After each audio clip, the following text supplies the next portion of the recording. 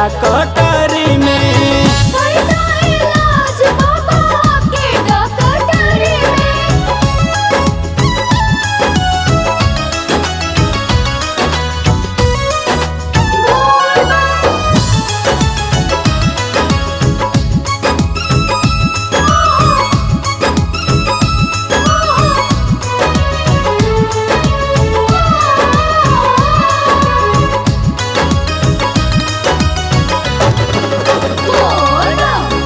आफत में बाटे दुनिया के इंसान हो, आई के बचाई लेता भोला जी जान हो।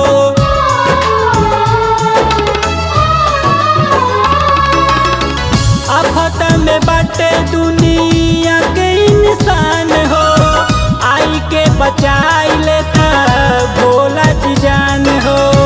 मेवा तू खाइब की खाइब मलाई हो, बाटे मांग तोहर दे बताई हो। जाता रे जान भोला गाँव अउरी शहरी में, कई दा इलाज बाबा आके डकटरी में।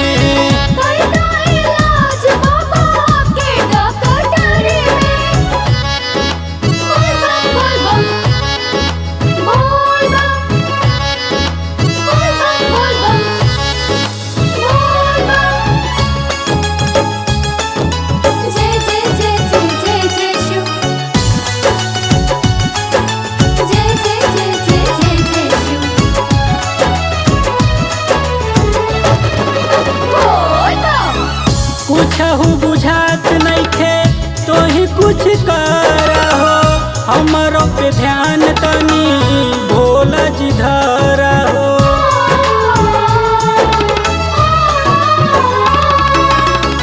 कुछहु बुझात नइखे तो ही कुछ करहो, हमरो पे ध्यान तनी भोला जी धरहो। कहे सुनील तो से रोई के विपतिया हो, ताके सूरज तोहर लिखा लिखा पतिया हो। राहु रतन जल ढारेला भोर हरी में, कई दा इलाज बाबा